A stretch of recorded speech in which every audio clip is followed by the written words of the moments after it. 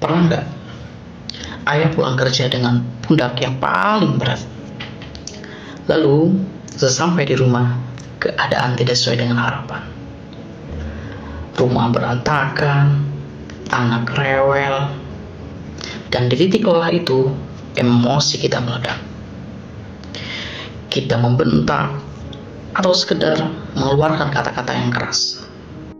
Lalu, ketika beberapa detik kemudian, saat kita melihat mata mungil mereka yang ketakutan, atau kita melihat mereka sedang tertidur pulas, rasa bersalah itu muncul menyesakan dada kita.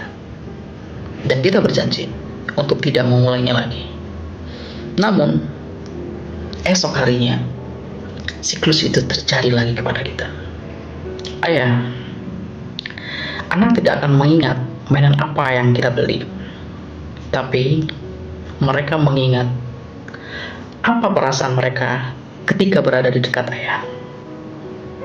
Hari ini, mari kita belajar untuk memutus rantai amarah itu. Langkah pertama untuk berubah bukan dengan menyalahkan diri sendiri, tetapi memahaminya mengapa. Seringkali amarah itu muncul bukan karena anak kita nakal, tetapi karena tangki amarah kita kosong dan kering di kantor. Masalah dengan atasan, jalanan macet, atau sekedar masalah finansial. Dan semua itu seperti bensin yang menunggu percikan kecil dari anak kita untuk meledak. Akhirnya, anak kita menjadi sasaran yang paling mudah, karena mereka adalah orang yang paling mencintai kita tanpa syarat.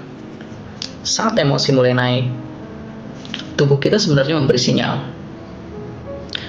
Detak jantung mulai cepat, nada mulai meninggi, dan disitulah kita butuh 5 detik.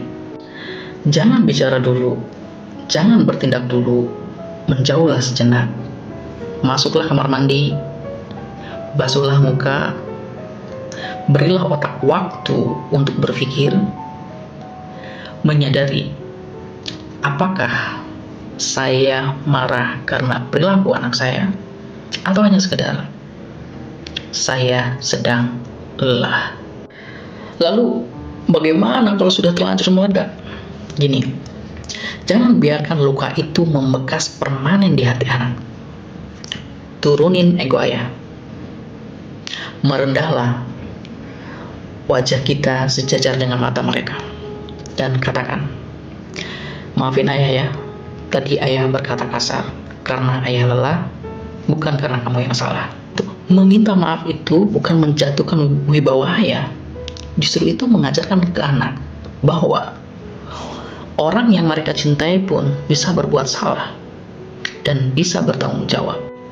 Anak-anak tidak butuh ayah yang sempurna, mereka hanya butuh ayah yang mau terus belajar. Semangat ya para ayah. Jika ayah mempunyai cerita atau tips bagaimana mengelola emosi ketika di rumah, ayah bisa tulis di kolom komentar di sini.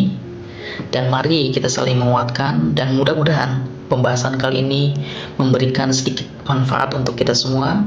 Dan saya akhiri, terima kasih dan sampai jumpa kembali.